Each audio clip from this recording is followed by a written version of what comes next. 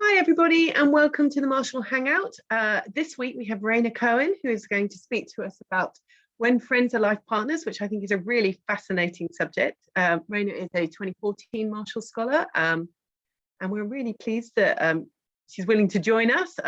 We've just been chatting about her work at the NPR, which is incredibly important. We were talking about radio and how different generations see radio. So anyway, thank you very much for doing this, Rhaina. There will be a Q&A. We'll do the usual thing. So if you want to ask a question, please just stick your name in the chat and I'll call upon you. Please turn your cameras on if you can, so that Rhaina isn't just talking a whole load of names. But anyway, thank you very much, Rhaina. I'll hand over to you. Thanks for letting me do this. As I think the bio explained, I'm working on a book about people who make a friend their life partner, and I'm still in the early stages. So it's really nice to get a chance to share some of the things that I'm thinking about and working on. And really eager for the kinds of questions and comments that I imagine will come toward the end. So just to explain how I found myself in this this niche topic, I a few years ago ended up in an incredibly close friendship, one that sort of challenged what I thought a friendship could be. I'll show a couple of photos that might be illustrative. So this is wait. Sorry. Well, anyway, this is a photo from my wedding with my now husband. At the same, as we had been in a relationship for years when I met my friend Emma. This is also a photo from my wedding. You can see they don't actually look very different.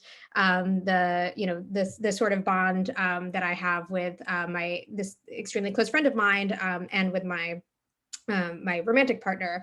And one of the things that I sort of tried to start understanding was, is our relationship a partnership? What makes people partners?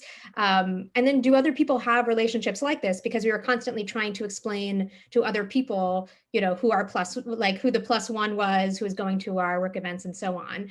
And I ended up finding quite a lot of people who have these relationships. They don't really have a name that exists. A lot of people kind of assign different things to them. But I'll share a story of a couple of the women, or one pair that I talked to, and their names are Conrad and Barb Buettner. They live in the St. Louis suburbs. They're both about 80 years old. I got to visit them at their house that they had bought a few decades ago, partly because they were looking to have houses next to each other, and it wasn't that affordable, so they decided to buy together. Inez also has a heart condition, and it was helpful to have Barb there. In fact, Inez has a little bell that she'll ring if something's wrong, so that Barb can hear her. So they are medical and legal powers of they're best friends. And in addition to that, they're medical and legal powers of attorney for each other. They share, they cook for each other. They have a shared credit card. Their email address is also shared, which means that I have to look very closely at the signature to see who actually sent the email. So they clearly kind of have a relationship that's beyond even what people would consider best friends. And, as I mentioned, they're both older. Health issues happen. Last year in the midst of the pandemic, Inez had to go to the hospital, and the ambulance came to the house, and the ambulance driver warned Barb that she probably would not be let into the hospital. And she, as a non-spouse, and especially with the sort of COVID protocol.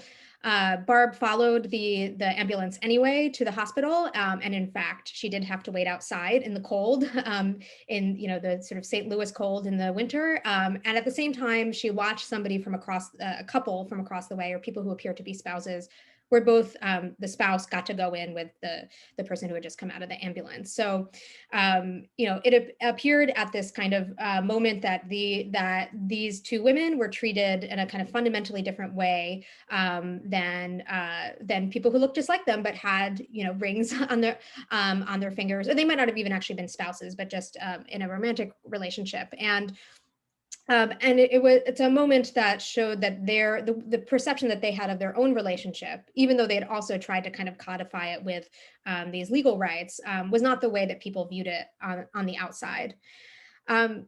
So when I started having conversations with people like Inez and Barb, and I was also trying to make sense of my own friendship, I was interested in trying to write a book that would kind of give these relationships their due, that would figure out, like, you know, the range of things I've heard from people, that even the terms like my person, my best soul friend, platonic life partner, like finding language around these relationships and kind of showing people what they could look like was my goal. And then I found that there's a lot more to take from these relationships, regardless of whether, you know, you yourself are interested in entering one or have seen one, because they get at questions of how we organize our social lives, you know, the who we deem the most important, and I think a big part of this is also what we've come to expect from marriage and from romantic relationships. So the term that I've come up with for these relationships is the Platonic Partnership. You know, the things I've sort of described with people maybe buying houses together, making decisions about where to live or what jobs to take, taking care of each other, you know, when they're sick, being a kind of we, that feels like a part, you know, they're partnerships, and that these are non-sexual relationships. So that's kind of the best language I've come up with for the range of relationships that fall under this category of being like on the extreme end of commitment. And you know, these platonic relationships, these friendships exist against a backdrop of romantic relationships and what we've come to expect of them. And you know, our current expectations are are relatively recently created, and they're quite extreme. So if you look back, certainly thousands of years ago, even just hundreds of years ago, marriage was pragmatic. You know, it was about the in-laws. It was an economic exchange. Maybe it would, you know, help for political alliances. The people who were betrothed were not necessarily going to be, you know, smitten with each other. And love has always existed in marriages before, but as one, you know, historian has said, love was a bonus, not a necessity. And there's a kind of quote from a letter that Jane Austen wrote to her niece that I think illustrates this, where she told her niece, anything is to be preferred or endured rather than marrying without affection. And then she adds, single women have a dreadful propensity for being poor, which is one very strong argument in favor of matrimony. So, you know, the reasons that people bound themselves to one another were not always of their because they had some kind of romantic love. This changes with the Industrial Revolution, with Enlightenment ideas that, you know, encourage pursuit of happiness and having love as a basis for marriage and not just a bonus. But things go even further in, you know, beyond this kind of love match idea of what a romantic relationship should be. And by the mid 20th century, you have what one psychologist calls the self-expressive marriage. So not only do we expect to experience romantic love and not just have it be a kind of economic union, but that we expect to have this person help us self-actualize, that our deepest psychological, you know, needs will be met. One term that I actually like even better than self-expressive marriage came from somebody I interviewed who has one of these platonic partnerships and calls it the one-stop shopping model of relationships. So like, you know, you're in your supermarket cart and you're like down one aisle and you get your social needs, you get your intellectual needs, get your co-parent, like everything is in one person. And those are just extraordinary expectations that sort of psychologists and historians have pointed out are unusual and really extreme. But this is what we take as a given, that people in general are searching, maybe not everyone in this particular Zoom room, but searching for the one, or looking for a soulmate, expecting their romantic partner to be their best friend. So this is all of these sorts of expectations about what a romantic relationship should be, and really kind of ratcheting them up is happening at the same time that marriage rates are have declined. People are getting married also a lot later, if they end up doing so at all. One statistic that stood out to me was that from just a few years ago is that 40% of adults in the US live with neither a spouse nor a partner. So, you have this kind of disconnect between some of the expectations and the reality for a lot of people, that a romantic relationship, yeah, maybe you can be single longer, and it's certainly less stigmatized than it would have been, 50 years ago. But we really haven't gotten rid of these expectations that you will find one person who you have a romantic and sexual connection with who will provide all these needs, and that one philosopher has pointed out, like a sort of what she calls amata normativity, this amato being a Latin term connected to love, that the sort of norm, the expectation is that everybody is in pursuit of a lifelong committed romantic relationship, and that's the ideal. And if you either don't have it or don't want it, that something is sort of deficient about you. And the Platonic partnerships are really quite fascinating to look at, because even though these, all the things I've described about our expectations around romantic relationships are true, are kind of looming in the background for all of us, for Platonic partners, it becomes clear because they have a relationship that is so similar to what a spouse would look like. And they raise a number of questions, and one that I wanted to, thought I would just hone in on for this talk was about parenting, about what, do you need a romantic relationship to become a parent? On what basis do we socially, legally decide who a parent should be? So I've talked to a number of people who have different kinds of interesting arrangements for their families, but one I want to tell you about are these two law professors, one of whom they're based in Canada, one of whom is named Natasha Bach. And she was in her mid-30s about a dozen years ago. And she decided she was going to become a single parent. She didn't want the fact that she hadn't found a romantic partner to mean that she couldn't become a parent. So she had a sperm donor. She's at dinner with one of her colleagues who is a friend, but not like her closest friend, and basically spills the beans that she's pregnant, explains the situation. Her friend, and colleague Linda asks to be her birth coach, which means like going to all the prenatal classes and being there for her for the birth of the child. And Natasha does some like thinking about this because it feels like pretty significant to have this person take on all this, and she ends up saying yes. So they go to these classes together. Linda is sort of constantly around. Natasha gives birth, and it's a complicated birth, and it becomes sort of clear that her son Alon has certain, like, is sort of a fussy baby. He appears to have colic, and Linda is just like incredible with him. First of all, she's over every single day, and she found that Alon will like not be irritable and crying if she sings, and she just sings to him constantly, to the point where she learns to like hum on the in-breath, because if she takes a breath, then he'll start crying again. So Linda has just this kind of remarkable facility with this boy. And as by his first birthday, there are certain other things that are coming to the surface, that Alon is having seizures. He ends up getting a diagnosis, or sort of a series of diagnoses, including cerebral palsy. He had in utero had a brain injury, and that meant that he was going to be nonverbal. He had visual impairment. So kind of series of complex disabilities, which was sort of devastating to Natasha, because she was sort of worried about her son. And she said to me, like, she can get a disability. She has a disability analysis usually, but it was sort of hard in the moment. And Linda was just like, this is the same kid that you've known him to be. And she has a mother who's a brain rehabilitation doctor. So and has seen how people with brain injuries can lead meaningful lives. So in short, like, Linda is kind of constantly there helping at these really crucial, difficult moments. And it takes her a few years to realize that she's parenting. Like, she is, is sort of almost equally responsible for Alon. She's at all the doctor's appointments. She takes care of, she has, takes care of him in the evenings.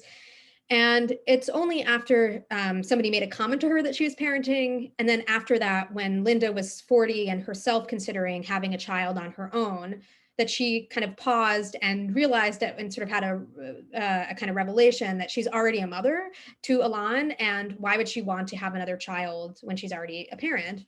So she asks Natasha, can she adopt Alon? Can she, be sort of legally his mother? And there are all sorts of legal benefits that come, for instance, health insurance. He would be getting, even with the Canadian system, it's significant that they can kind of like bridge the gap between what's covered if Alon has both parents' health insurance. If anything were to happen to Natasha, unless Linda were a parent, she couldn't make medical decisions or any kind of decisions on Alon's behalf. When when Linda and Natasha inevitably pass away, unless Linda is a parent, Alon can't get access to her pension or any of those sorts of benefits. So there are like real material reasons why it would make sense for Linda to be a parent, and also symbolic ones, because she would occasionally have to explain to nurses and doctors who she was, like why she was involved in these decisions, even though other people like teachers really got to know how important she was. So, as I mentioned, both women are legal scholars. Natasha happens to be a family specialist in family law. She realized pretty quickly that it was going to be a problem to have Linda adopt, because she would have to forfeit her right. Natasha would have to forfeit her rights to Alon because they aren't married, and there's a straightforward step-parent adoption process that would allow essentially to have the married person of the biological parent become a parent without having the other one forfeit their rights, but they weren't married. And just to sort of take a little bit of like a detour into the legal history, particularly on the US side, the fact that even there is step-parent adoption is actually quite a lot of progress in our change in how the law has treated who a parent is. So, if you're looking way back, it used to be the mother was pretty easy to figure out, but the paternity could be more confusing. And at the time, paternity was the man who was married to the woman who gave birth to the child. So maybe she went off and had an affair, but there were not paternity tests, and there were so many kind of disadvantages attached to having an illegitimate child, that the child wouldn't have, basically the father would have no responsibility for the child, and there's a lot of stigma attached to the kid, that if you actually care about the kid you're having, it's probably like not great to go down the investigation to see like who the father actually is. But, and again, you couldn't really determine paternity that definitively. The courts ended up changing to a different kind of view. Instead of marriage, looking at biology, not making it was basically a way to give illegitimate children rights, that the father would have a responsibility, and that the father in turn could be seen as a true parent. So that itself was a kind of mark of change. But then by the time in like the 70s, when you start to get assisted reproductive technology, that also throws up a whole bunch of other questions. So women have children with sperm donors, men are getting egg donors and surrogates. And so then you have questions like, a single parent has a sperm donor. Is the parent is the father the biological father, the one who's giving the sperm? Or if let's say she's married to a man, the husband who is going to take on the role of being a parent. So courts end up sort of moving and saying that parenting does not have to, you don't need to have marriage. You don't even need to have biology. It's really about who comports themselves as a parent, who intends to be and conducts themselves as a parent. And that's one place where you start to get like step-parent adoption. But there's still kind of these like, issues in the system where, yes, it's about who conducts themselves as a parent, but there's still this expectation that the two, they're going to be two parents, and that they're going to have a romantic connection to one another. There's a legal scholar, Sasha Coupe, who says that the law has spent so much, paid so much attention to eros, like the Greek term for kind of passionate love, and between the adults, as opposed to looking at agape, the kind of Greek term for more self-sacrificing love, and and in that case, not between the parents, but between the parent and child.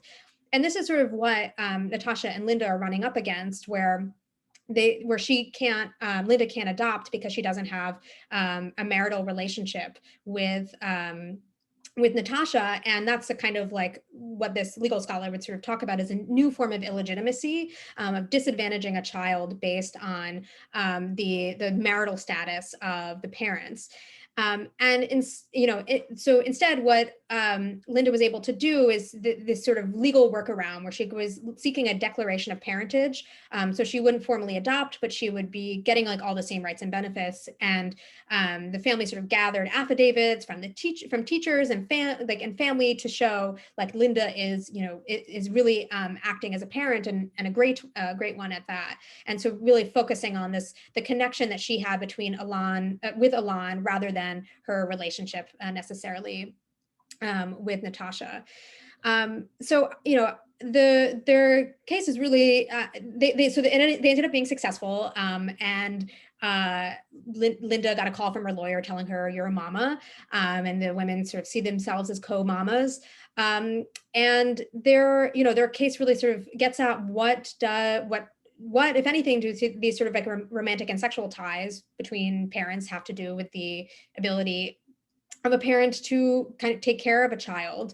And interestingly, they're sort of on the political right, there are also ideas that the way that people have come to think about family and marriage, which is so rooted in a romantic connection, is they will say it was bad for children because it creates more instability, because all you have to do is say or feel like there's no longer a romantic connection in a relationship, and that is a reason to extract yourself from it. Whereas if you were focusing more on like creating a family unit, and I think this sort of child-parent connection, that you would have you could have a family that's more stable. It's a little bit of a different argument than I think what Natasha and Linda are looking for, but I think it's sort of intriguing that you get they are sort of much more on the left about this, and really see themselves as beneficiaries of LGBT activism on different forms of the family, and then kind of people on the right pointing to the sort of sky high views of what romantic love should be and how that should relate to raising a family. There are also other kind of ways that I think there's lack of social and legal recognition for people in platonic relationships to sort of build their lives around each other, which I'm happy to have you guys ask about in the Q&A. But I just sort of wanted to note that if by being presented with these sorts of stories, I think it opens up possibilities for people to imagine that you can create a life with somebody that you are not finding maybe on Tinder, but instead somebody who you have a really close and committed platonic bond with. And that, not, and I've, talked to people who have started off in romantic relationships with someone, and in one case, I'm thinking of someone who had doubts about whether they actually had a romantic connection, but tried it anyway. And they decided to take the sex out of their relationship, and now they have basically the same thing, just minus that one component, and they're still partners to each other. And my hope is that by being exposed to this, that this gives people an opportunity to imagine other ways of living. And I have a sort of sense that if people were presented with the option, at least it would maybe be something they would entertain. There's a think tank in DC called the Family Story Project that looks at kind of different, more newer forms of family that have been emerging. And they had a survey a few years ago where they kind of presented a wider range of ways that people can have families. And one of the there were a few answers that I thought were really interesting. One of which was that it was all for all women who were interviewed and or surveyed, and about half said that there should be ways of raising children without a spouse or romantic partner. So I think that there are probably just more things that people would consider if they even realized that it was possible. So I will. I can show you a photo of Linda, Natasha, and Alon. Let's see.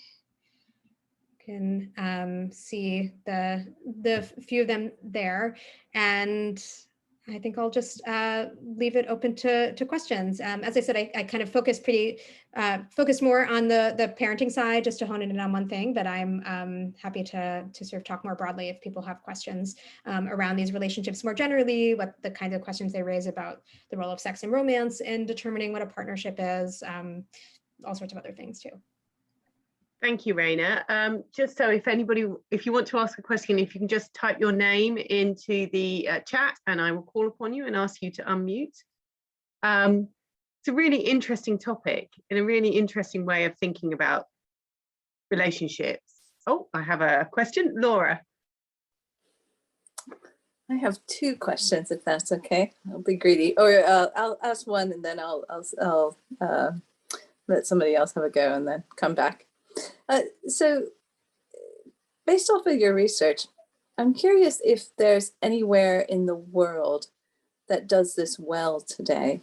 Have you found any countries that are very accepting for a lot of flexibility in terms of arrangements like this?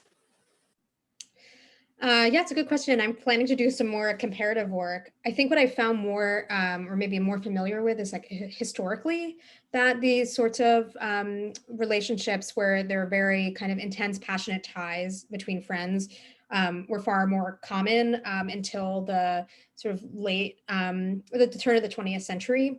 And in that case, I mean, there are a lot of reasons sort of why that was true. Part of it is connected to what I was talking about with the history of marriage, that if your spouse was not expected to be everything to you, then there leaves a lot more room to have your, potentially most intimate bond be with a friend.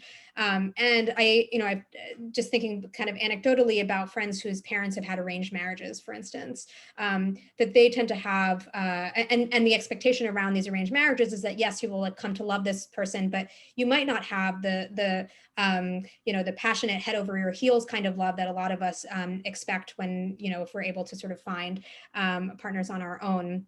And there are so you can sort of see the ties that people have there as very passionate.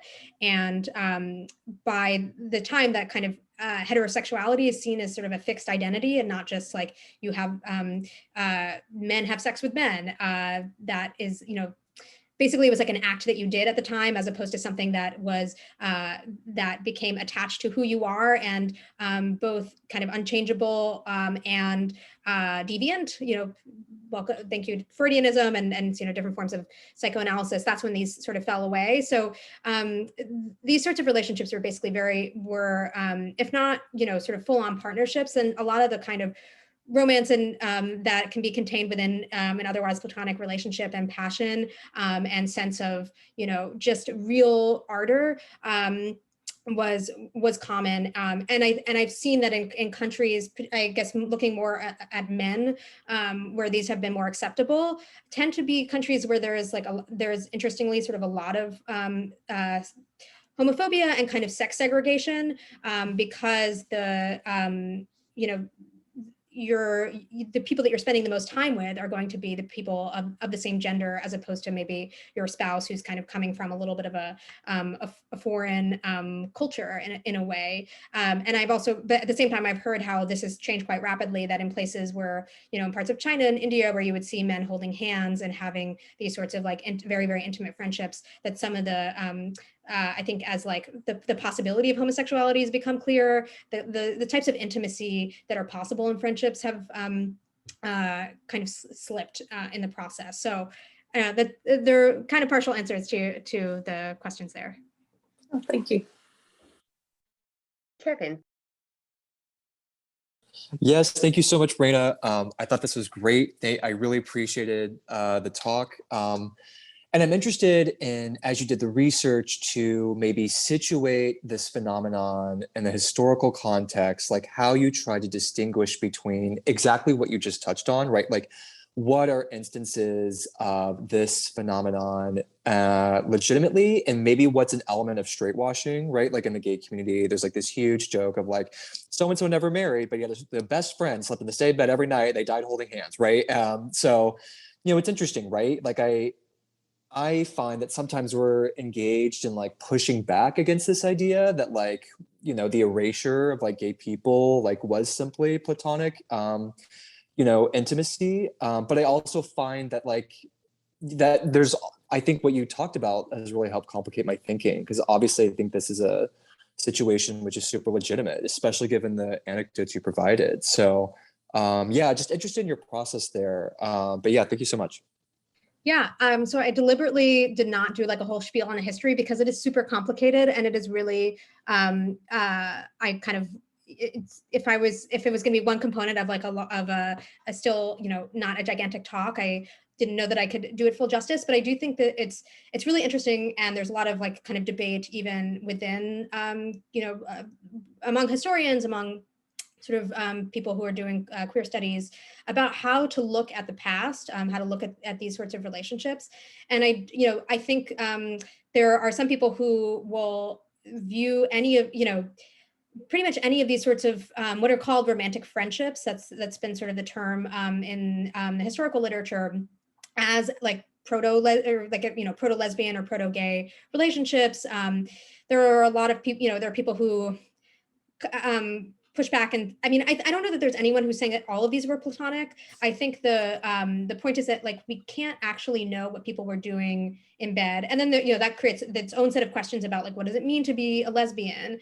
I think it's been probably unusually uncomplicated in a way for me to be able to understand what it feels like the possibility of people having like like a passionate love that has this sort of fluttery aspects of romance without having a sexual component, because that's what I happen to have experienced with my friend, and that was one of the things that like cracked open all these questions about like how these things can be disconnected.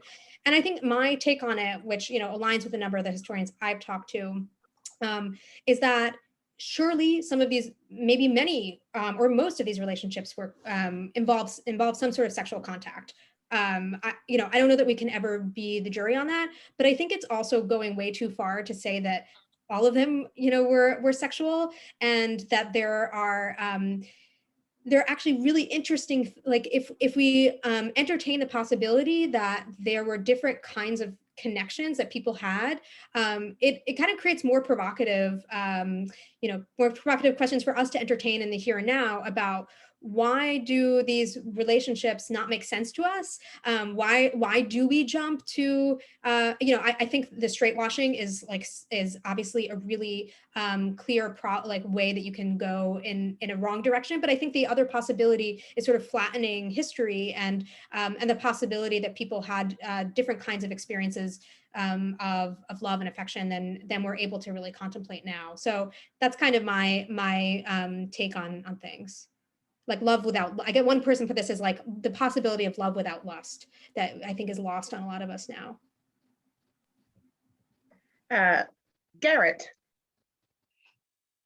Hi, Rhaina, thank you so much for sharing and for your work on this topic. It all feels incredibly important.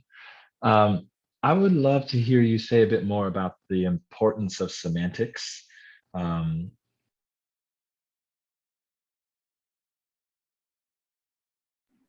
You might have frozen on my screen. I think. Okay, let's go to Nate and come back to Garrett. Thanks, Rhaina. This is really interesting. Did you look into the overlap and with the polyamorous community? It seems like that's a community that is kind of already dealing with a lot of similar topics and is probably lumped under, polyamory having a sexual component, but in many cases that I'm aware of doesn't necessarily. And so it seems like there may be significant overlap there. Yeah, I mean, I just think about, like, this came up pretty early. I was describing my relationship to my best friend to another friend who's polyamorous, and he was like, "So you're just in a poly relationship, aren't you?" Because like, and I think polyamory has come up in a bunch of different ways. I can give you one specific example with these two friends named Andrew and Toli, who they live together. They started an organization together. They really see each other as partners, and they kind of came to the realization maybe like a year or two ago that they had not sustained romantic relationships that had lasted longer than 6 months. And what they were coming up against was that people wanted, that the women that they were dating kind of wanted more than they could offer, because they already had this, like, they weren't going to do what a lot of people do, which is you end up in a romantic relationship and then everybody else kind of gets pushed to the side. Like they weren't going to do that. And so they decided about a year ago that they were going to try to date women who were open to non-monogamous relationships, not because they themselves wanted to have multiple romantic relationships, but because they wanted to find somebody who didn't have this sort of you're the one-stop shopping kind of model of a romantic relationship. So for them, you know, I think people who are poly themselves tend to think about polyamory as being about having multiple romantic relationships. But for the people in these sorts of friendships, they've found a lot of the kinds of terminology and sort of concepts around jealousy and kind of pushing against the idea of like having like a scarcity mindset in relationships, to both platonic and romantic ones. And yeah, I think some of them don't use the terms like a polyamory, but end up kind of having telling me just sort of on their own a lot of the same sorts of insights that I think are pretty common in the poly community. And I will just say, like, more broadly, you know, this I like polyamory has been really relevant to this. Asexuality, I think there's a community that's like really thought very deeply about the kind of primacy of romantic relationships and having other ways of organizing partnership. And then sort of broadly, the queer community has been thinking about alternative ways of forming families. So the work that I'm doing is like so bound up in other sorts of communities that, you know, I guess are distinct because I can label them, whereas the one that I'm talking about are people who have these sort of relationships that feel very individual, but actually, you know, cut across society. Awesome. Thank you very much. All right, let's try Garrett again. Hey, sorry, I'm on a theater retreat in Iowa, so I feel like my Wi-Fi doesn't love me sometimes here. Point that I was thinking about in terms of semantics when you were talking is you used the term illegitimate children several times, and obviously it's a widely used term, but something hit me wrong in my spirit about it. I was like, no child is to be yeah, like, well, no. yeah. So in relation to that, I was wondering if you have worked on forming your own language in relation to that term and in the way that you were talking about some of the other terms, and maybe could speak a little more widely about the importance of semantics within your work. Yeah, I mean, I can just think about in the chat, I probably use the term illegitimate like 5 times here, whereas in the chapter because I'm less efficient at talking than I am when I have like something that's, you know, written and edited, but I am using it as a, so there's a term in Latin that I'm probably going to mispronounce, but it's like filius. Oh gosh. Well, whatever the term is in Latin for illegitimate child means literally child of no one. And I think to me, the usefulness of I mean, none of these terms are good, like out of wedlock child, like, I don't know, you know, I think the idea of even describing the child, like describing the child in terms of their parents, kind of how their parents conceive the child is like a little bit odd in the first place, and sort of buys into this idea that children should be judged based on what their parents did. So I kind of only am using that term in the context of the chapter to describe the legal history and sort of how harsh that both the law and then the kind of term attached to it is. But so yeah, I I just sort of, I think, used it and not in air quotes every time here, but semantics are like a huge part of this this book, and trying to figure out what does language do for us. A lot of the people in these friendships have really grappled with, what do they call it? And sometimes it's for themselves, just to have like a sweet way of talking about the relationship, but often it's about making it legible to other people. And I kind of came in thinking like, we need a term for this, like that will help us. And then I talked to somebody who's in her 60s, and I think has just sort of seen the way that friendships have changed over the life course, and says like, we don't need more terms. We need like friend to mean more. And I think that the questions of like, how do you label things in general, and just even in this case of relationships, are like trickier than I thought, because I also started off thinking I was going to basically be talking about romantic friendships. And then I realized that a lot of people don't have this sort of romantic element, and that partnership is actually a more encompassing term, because people are using whatever kind of analogy makes sense to them. And a lot of people see like a brother-sister thing, so rather than thinking of it as akin to a spouse. So I think like trying more generally to the question of semantics, like trying to find language that makes someone feel seen, or accurately describes their relationship without fracturing it into further parts, where someone's like, well, that's not, I have something like that's 80% this, but it's not that, and let me come up with another term.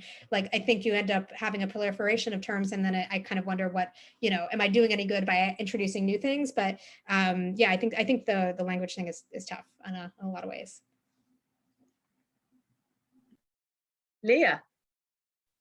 Thank you so much. This is really fascinating. And it seemed, listening to this, it sounds like there are two different types of relationships you were getting out of, like friendships that are these like passionate friendships, but then friendships that people want to have legal recognition of, or like the bundle of goods that we assign to marriages usually ascribed to or given to friendships. And so I was curious about that distinction and exploring it, and then also like where, if you have like an argument forming, like where you see that going, of like the state shouldn't recognize marriages, it should recognize a partnership that anyone wants to enter in, or we shouldn't like ascribe these rights to relational status in any case, or how that might cash out in this. Yeah, so I think I've, in the process of kind of shifted to being generally more focused on people who basically see the person as a partner, someone they want to build a life with. And that can look a little bit different than the way that romantic relationships do, where like some people might not necessarily need to live together in order, like Natasha and Linda, they live in the same building, but they decided we are not living together, we are not compatible in that way. So, but I think, people who, who want that part. And for a lot of them, it does include this kind of, this sort of passion that they would expect to find for a romantic partner, but not sex. So like one person, I mean, a very obvious case is somebody who I've talked to who's asexual, but has like a real feeling of kind of romantic connection, but no desire for the sort of physical aspects of a relationship. The way that I'm trying to kind of position the book and the argument is that I'm focusing on these particular relationships because there is value in looking at the extreme, because they allow us to see things that are not visible otherwise. Like what should the state do? Like what kinds of relationships, if any, should the state be giving special benefits to? And the stuff that's more, generally like passionate friendships that are not necessarily about building a life together, I see as kind of on this spectrum of friendship where like we know there's a big chunk that like we get up to maybe best friend, and then there are things beyond it, either because the level of commitment or the level of like infatuation that are kind of beyond what we think. And my hope is that by kind of elucidating what one of these, like one part of this kind of extreme spectrum looks like, it makes some of the other parts also visible and understandable.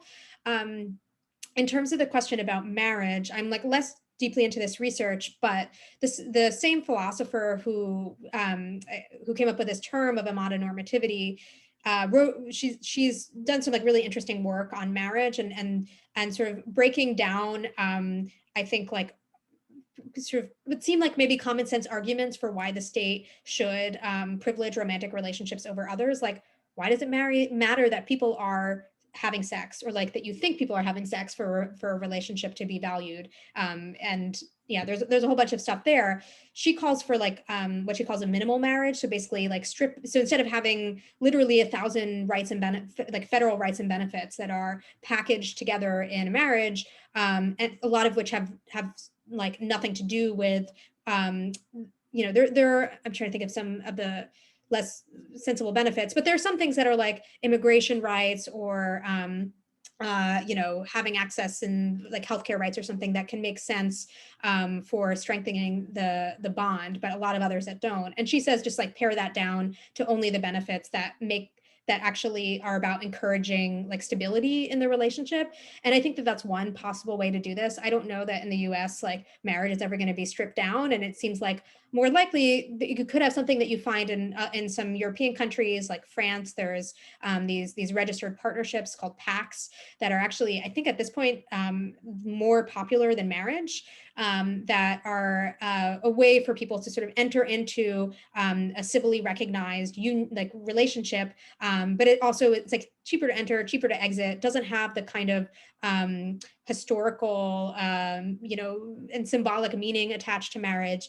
And it's a third option for people. Like right now it's, you know, you can in terms of the state recognition, you either get married or you don't. And this is another way to have a lot of the protections without like all the other stuff that you don't necessarily, you know, want or need. But some people are actually, I mean, there was a big story in the Times recently about, or a couple months ago, that I had like 15 people send me about like best friends getting married. So there are people, and I've talked to some people in that situation, because then the alternative is just like break out, you know, crack the assumptions about what marriage should be by just using marriage for your own purposes, and saying like this is a partnership and that's what marriage is. So I think there are a few different options that make it make it possible to get that those sorts of protections. And then the other thing people can do and are doing are like Barb and Inez, getting the pieces. They're in each other's wills, their medical and legal powers of attorney. There's a limit to what you can do, like you can't get on the other's insurance.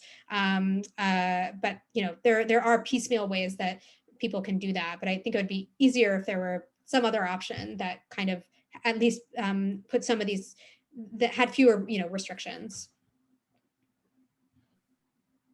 And good to see you, Leah. Ravina. Hi, thank you so much for your talk. I have like 100 questions, but I'll just pick one. I guess where I'm coming from with this question is, for me, I feel like a lot of this is very intuitive, and I have countless of personal examples that I've witnessed in my family or been a part of.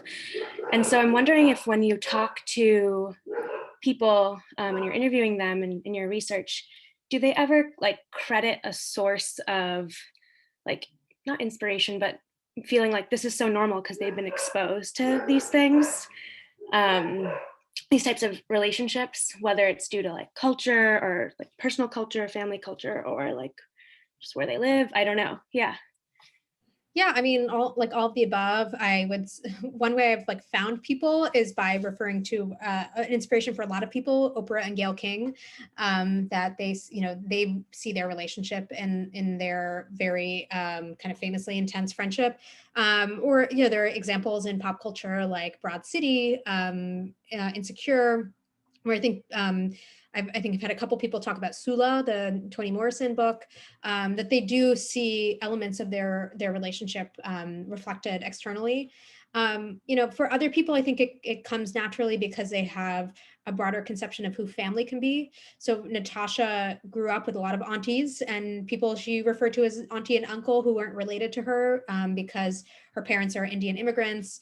They, you know, basically any South Asian immigrant in their neighborhood became an auntie or an uncle. So for her, the idea that like people who are, not blood related can be, you know, just crucial to your life made tons of sense to her.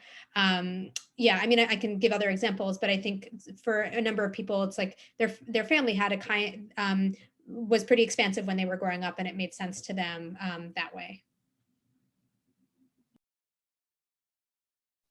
Thank you. And yes to all of those things. Alice. Hi, mine's pretty short and very related to what you just said.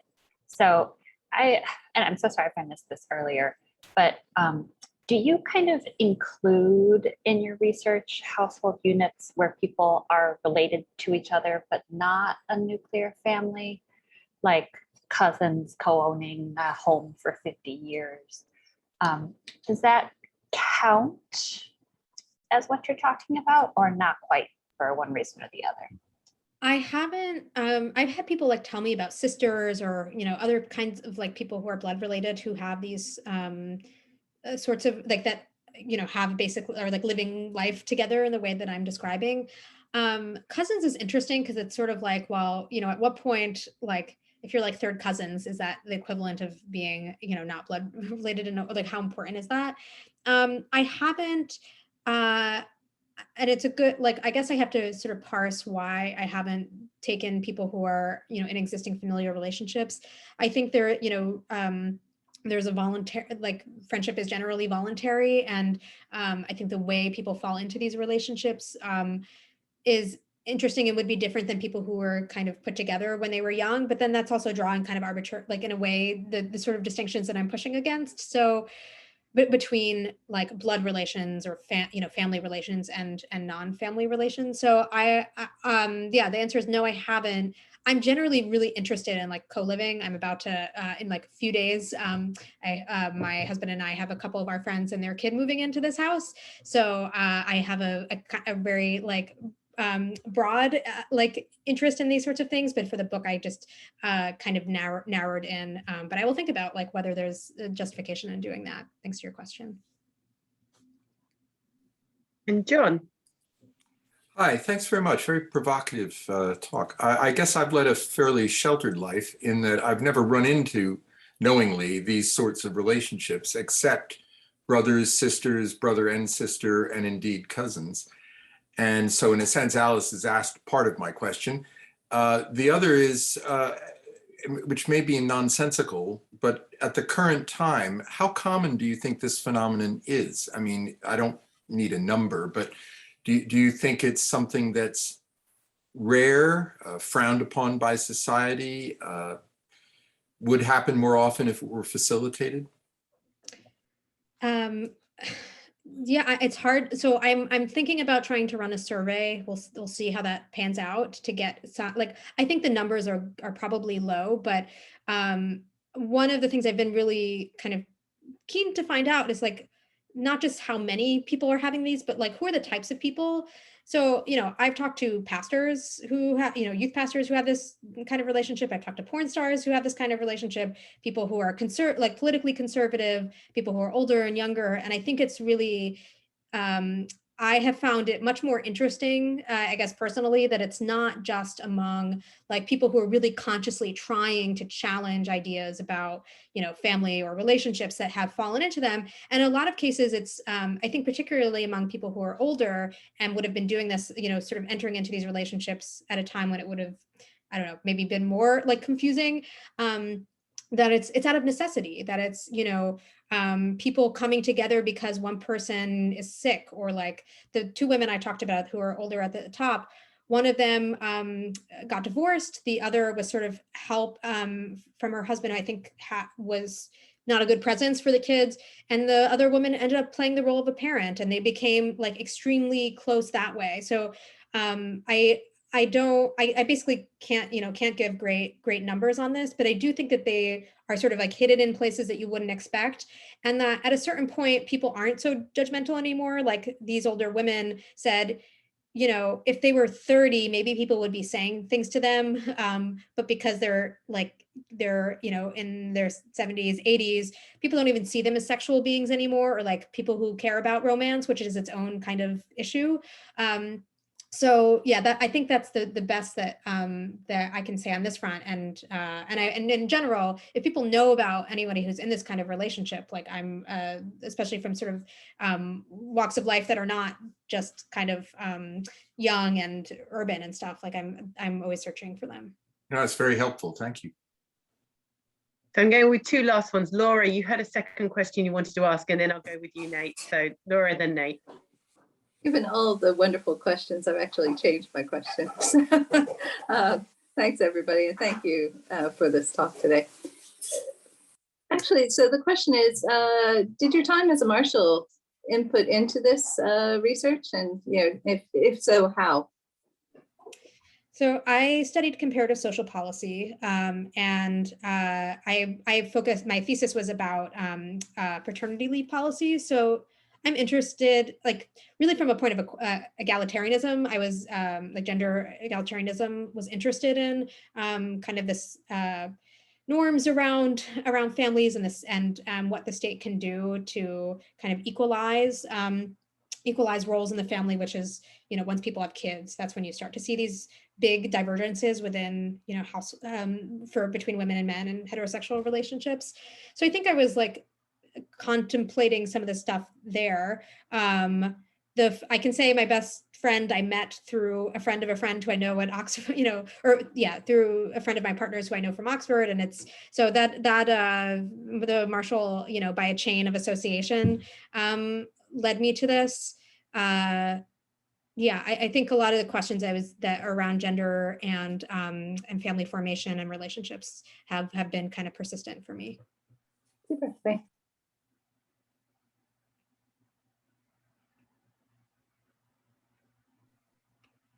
Nate?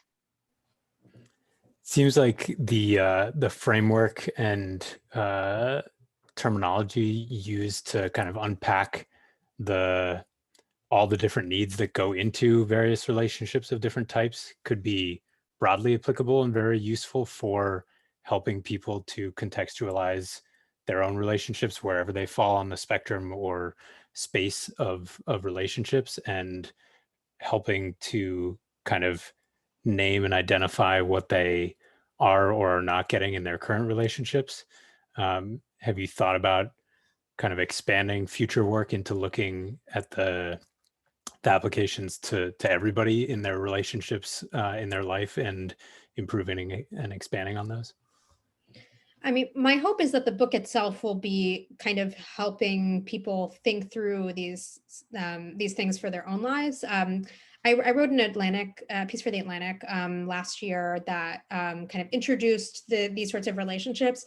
And I found it really striking how many people reached out to me and said, like, I have this kind of relationship, or well, I guess that's one thing where I think they might not have had something quite as extreme as some of the people I was talking about, where like the piece opens with this woman telling a prospective romantic partner that like, you're never going to be number one. So it's like pretty extreme, but they nevertheless saw that this was giving them a new way to understand the importance that friendship could play in their life. So I think that it was an indication that people are going to be pretty reflective, and that even if they don't have the exact relationship, they will see how these the kinds of ideas that are presented in it could help them, make sense of their own lives. There was another prong to this. Oh, the other prong was like, I got an email from somebody who was like, I was coming into this article, like just like basically an older man who was like, he didn't think he would buy it. And then came through believing like, oh, we put too much pressure on romantic relationships, and like, I should be seeking out friendships more. So I hope that was, I don't think actually that was an anomaly. I got other messages like that. So I want the book to sort of provoke these questions and not just be, I don't know that I would have gotten a book deal if it was just like, only people who have these friendships are going to read this book. It's more that using these sort of very interesting cases as a vehicle to get people to think a broader set of people to be thinking about the organization of their lives and the vocabulary, as you're saying, for their relationships. And quick follow on, how can we get notified when this book is generally available? Interesting. I can put my email in, and I can make a mailing list. I have a newsletter that I periodically do something on, and that's it's actually just rhaina.substack.com. But I kind of talk about some social science literature, and share some things that I'm like reading and listening to. And then if there's anything that I've worked on, I put that there, and I will surely be using that as a way to tell people the book is going to be, it's going to be a while. It's like January 2024 for when it actually comes out. But yeah, get yourself on a list so that you don't forget in the intervening like 2.5 years. You're also on Twitter as well, Rhaina, so hopefully you'll... Yeah, I'm on Twitter. I have a very unusual name, or my first name is unusual, so it won't be hard to find me if you search. And Marshall follows, so if you go on the Marshall one, you can find her through that as well. So thank you very much, Rhaina. That was really fascinating and obviously really interesting to lots of people here. Really good questions. I think it's a really interesting concept. One that when you were talking about it, reminds me of the kind of deals that many of my single friends, including me, at some make, that, you know, if we're still single by the time we're whatever age, we'll live together and those sorts of things. And I think actually that happens more often than people know. And so it's a really interesting thing. So thank you very much. We look forward to your book, albeit a little while, but we do look forward to that. And thank you everybody for coming. This is the last of the Marshall Hangouts for now, because August we have to focus on orientation, so we're not having an in-person orientation again, so we're doing that virtually. And hopefully in September or October, the Hangouts will come back. So keep watching out for this space. So thank you very much, Rhaina, and thank you everybody for coming, and I will hopefully see you all soon. Yeah, thanks everyone for showing up in the middle of your day.